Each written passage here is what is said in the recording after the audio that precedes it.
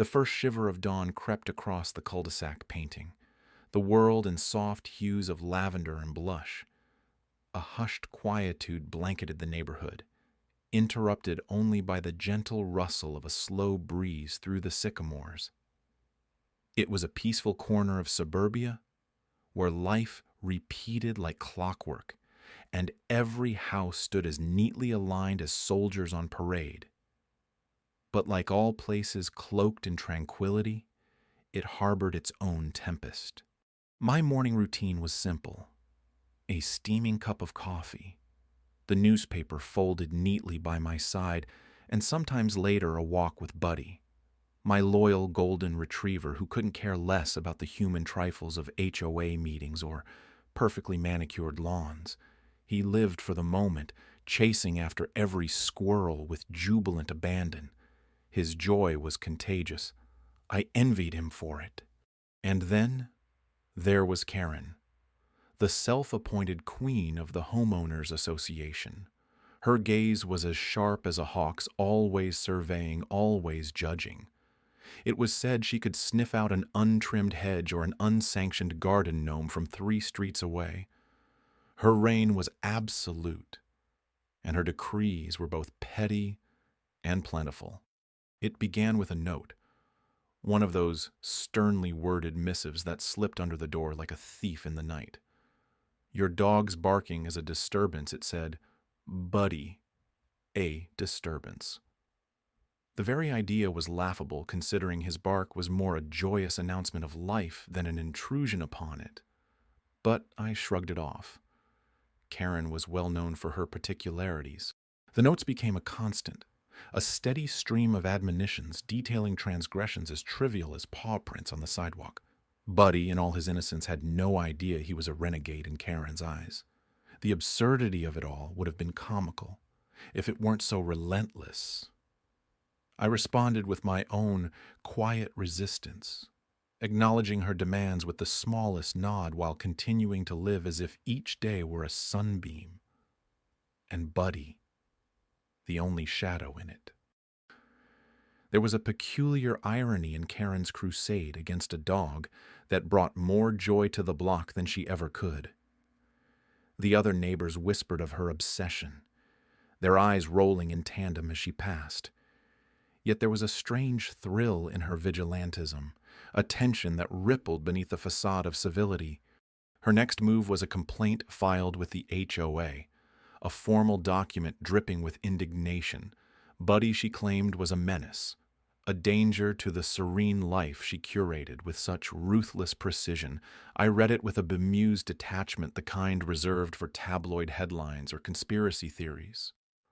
But still, I did nothing. I would not be provoked by her theatrics. I chose to walk Buddy earlier under the cover of dawn where the world felt less scrutinized. He'd bound ahead, a golden comet streaking through the dim light while I trailed behind, contemplating the silent language of morning. Yet even in this unguarded hour, I sensed her presence, peering through curtains, noting every misstep. What drove her, I wondered? What lurked in that fortress of clipped hedges and spotless driveways? The answer eluded me, tangled in the web of her own making. I was content to let her spin it, watching from the periphery, a quiet observer in a play of her own direction. But even patience has its limits, and the day was fast approaching when the curtain would fall on her one-woman show. Little did she know, the act I had in mind was not one I would soon forget. The morning sun filtered through the blinds, casting striped shadows across the floor as I sat with a steaming cup of coffee trying to shake off the remnants of last night's restlessness. Ever since the incident with my dog Chester, Karen had been relentless. Her tactics were as varied as they were transparent, a symphony of absurdity that only she could orchestrate. The first note of her latest movement arrived in the form of a letter slid under my door, not the kind that bore warm regards, but the official sort, stamped with the emblem of the Homeowners Association. The paper crackled as I unfolded it, revealing a list of rule violations that could only have been imagined by a mind as creatively tyrannical as Karen's. Chester's bark was apparently a disruption to the peaceful enjoyment of the community. Never mind that he only barked when Karen herself stalked past our windows, inciting his protective instincts. The note also cited unkempt lawns. I surveyed my garden through the window. Each blade of grass stood at attention, manicured to perfection, thanks to my Saturday morning ritual. Yet Karen's pen had decreed otherwise. In her eyes, I was a rebel, a disruptor of her meticulously controlled universe. But this was her latest attempt to wield power crafting rules with the precision of an artist painting chaos. The absurdity reached its zenith when, during one of my afternoon walks, I noticed Karen across the street, clipboard in hand, a parody of authority. Her sharp eyes, like those of a hawk, scanned the neighborhood, ready to swoop down on any infraction, real or imagined. Her gaze met mine, and a small, tight-lipped smile crept across her face. A gesture of acknowledgement. Or was it a challenge? It was hard to tell. Rumors began to snake their way through the neighborhood. They twisted and turned, gaining momentum and mutating with each retelling.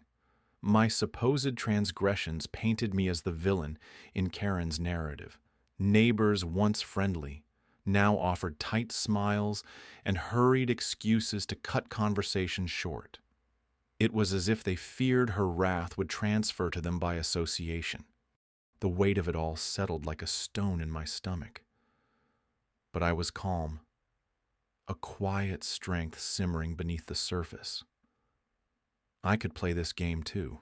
Her battlefield was the HOA, but mine was the realm of reason and law. I gathered the letters, the citations, the dated notes of her daily harassment, compiling them with the precision of a collector assembling a prized anthology. Each piece of paper was a stroke in the portrait of Karen's campaign, painted with meticulous detail only she could provide. The police report was filed with a sense of satisfaction that bordered on the poetic. I imagined the look on her face when she would eventually find out. The restraining order was the final touch, a shield against her unending assault. A day later, I found myself standing at the window, cup in hand, when I saw a police car pull into the cul-de-sac. It was too far to hear the exchange, but I watched as Karen's confident posture wilted.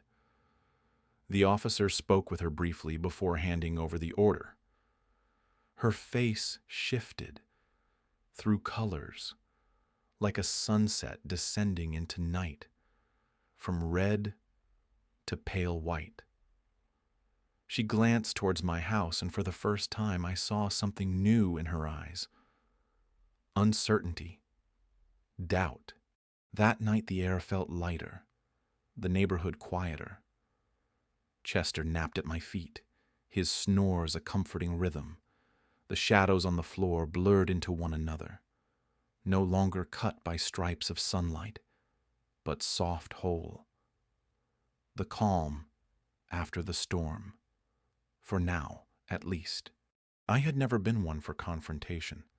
I preferred the quiet hum of my morning routine, the soft padding of paws on hardwood floors, the rhythmic rustle of leaves in the backyard.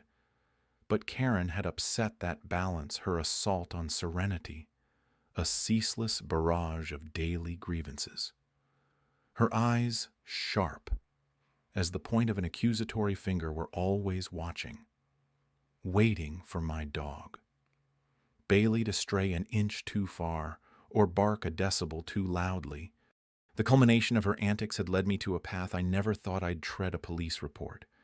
It sat on my desk like an uninvited guest, its presence a reminder of our neighborhood's unspoken tensions. Carefully, methodically, I documented each encounter. Each time, Karen's voice pierced the afternoon lull like a siren. I logged it.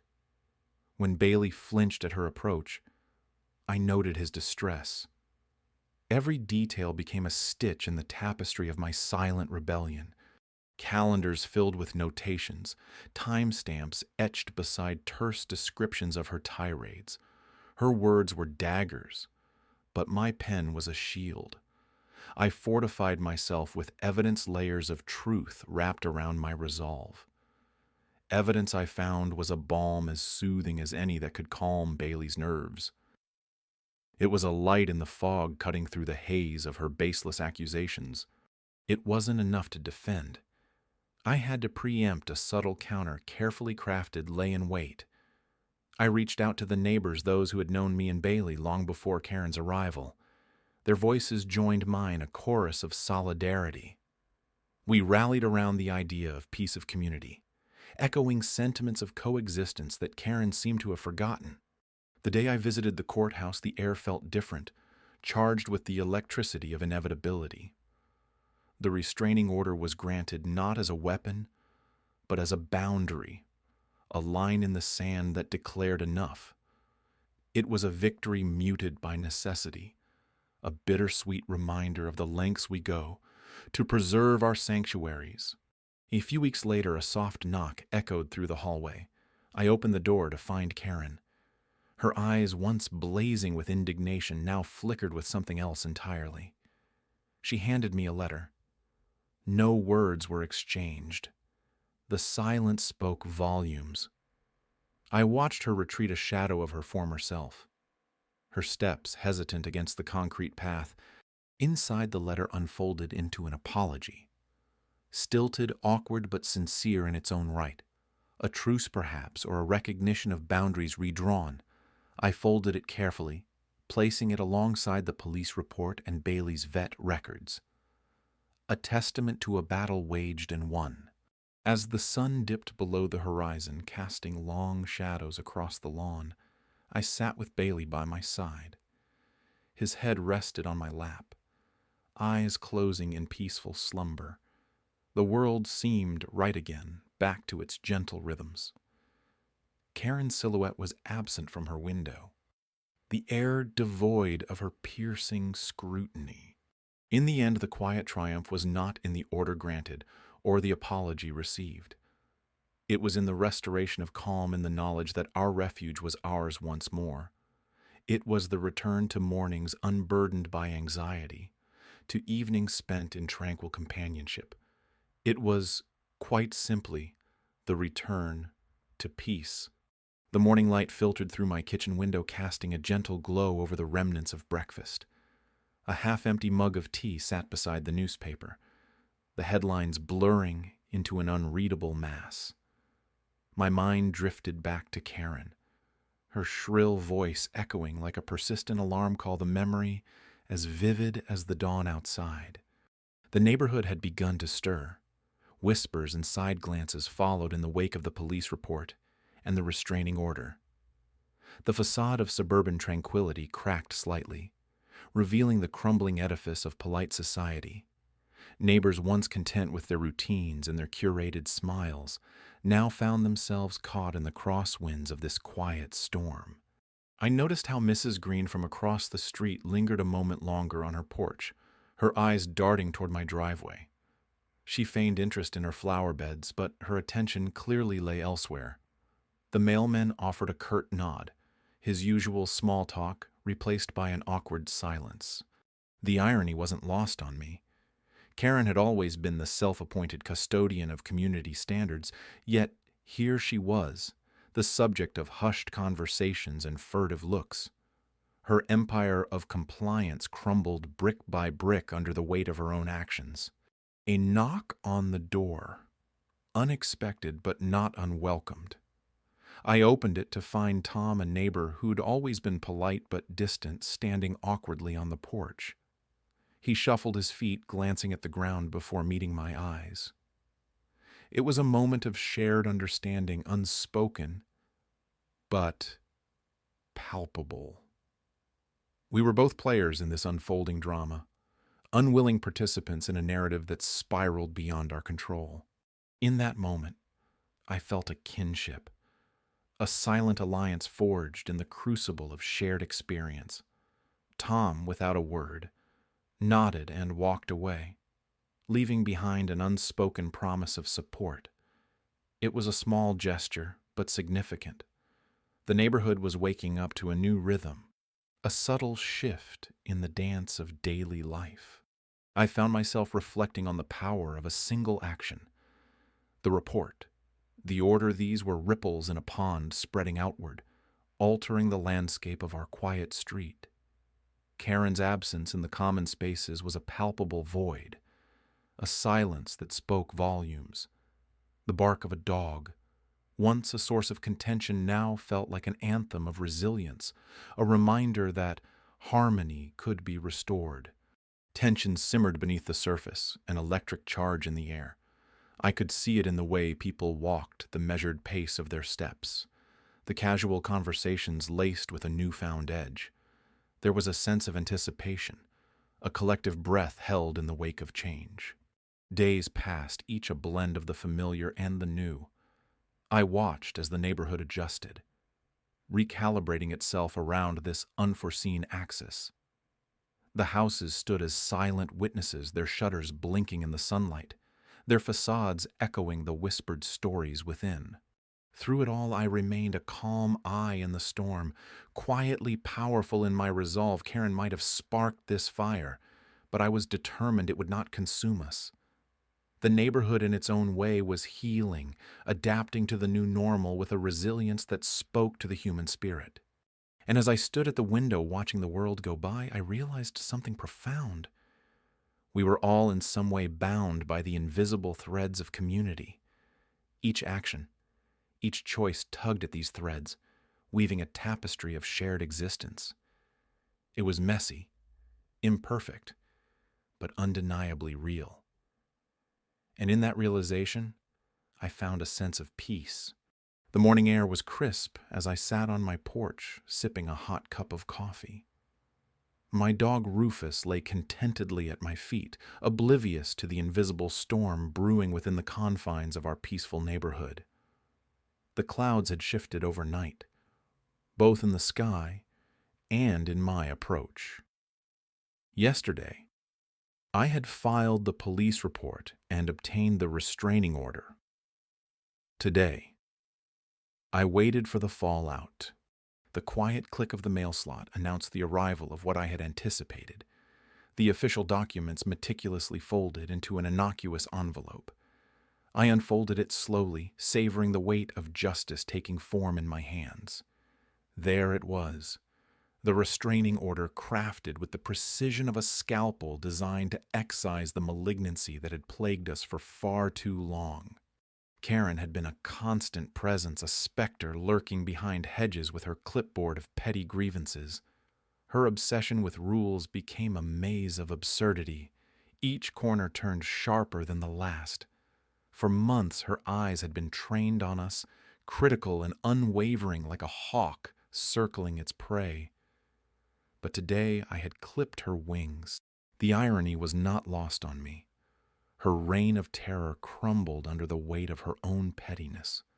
Her calls for conformity had become an echo chamber resonating only with the hollowness of her intentions. And yet this victory felt quiet, almost serene.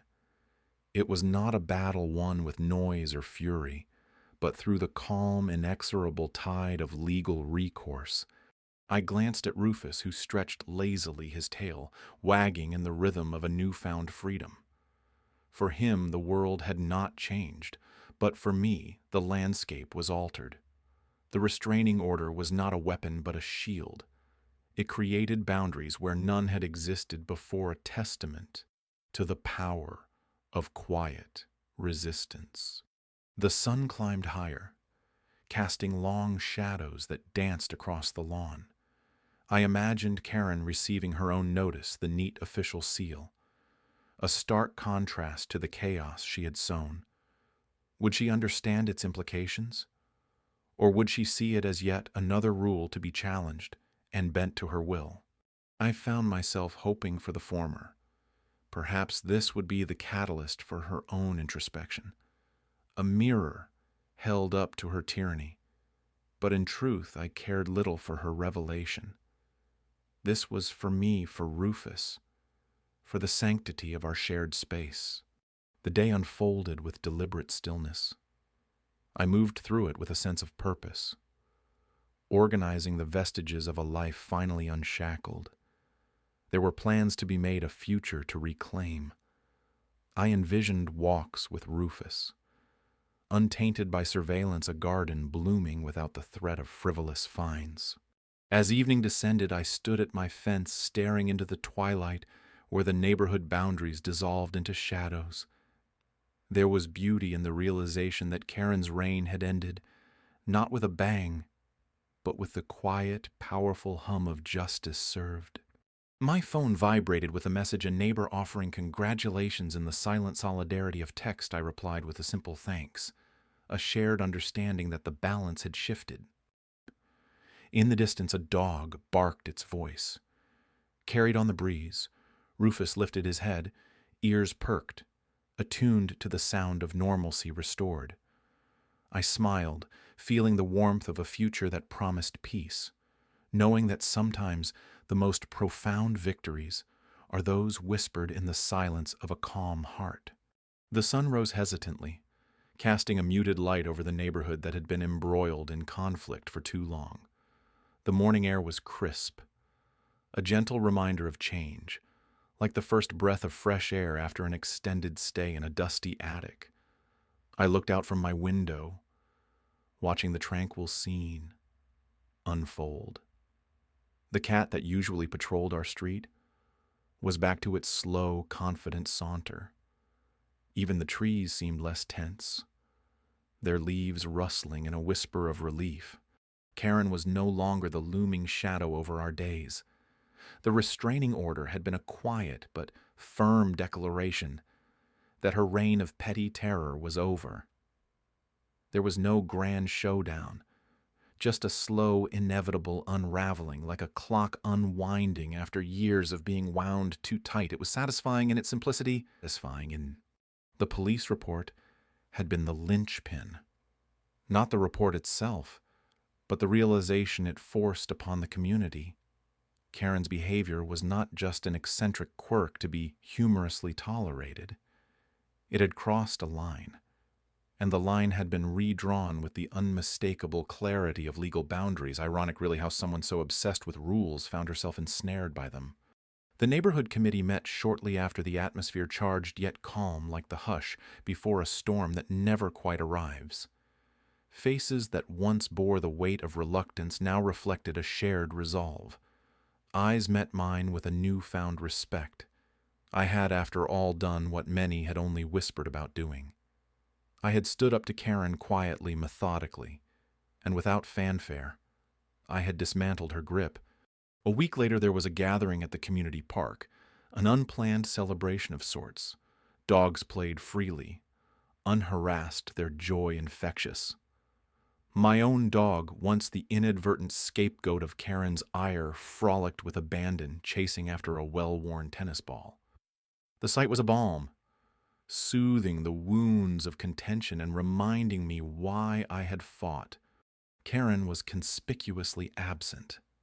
Her house, once the epicenter of scrutiny, now sat in silence, blinds drawn tight as if to shut out the world she had tried so hard to control. Occasionally I caught glimpses of her behind those blinds, watching the life she had distanced herself from. Perhaps she was contemplating her next move, though I sensed her power was waning, her energy spent. The irony was palpable. In trying to dictate the lives of others, Karen had inadvertently isolated herself. Her fortress of rules had become her prison. I wondered if she realized it. Yet I almost felt sorry for her, but sympathy was a luxury I couldn't afford. In the weeks that followed, the community thrived. Small gestures of kindness replaced the wary glances that had once dominated. I found myself at the center of conversations, not as a hero, but as a reminder that change was possible, even against the most stubborn of adversaries. As I walked through the neighborhood one evening, the sun dipping below the horizon in a blaze of orange and purple, I felt a profound sense of peace. The air was lighter, the laughter of children, a melody that underscored our collective relief. We had reclaimed our space, our sense of belonging. Karen's house remained silent, a relic of what once was It stood as a testament to the past and a warning for the future. As I turned the corner, I allowed myself a small smile. Balance had been restored, and with it a quiet hope that maybe, just maybe, we had all learned something valuable. In the end, it wasn't about revenge. It was about standing firm, weathering the storm and coming out stronger on the other side. And in this new dawn, as the community thrived like the first bloom of spring, I knew we had done just that.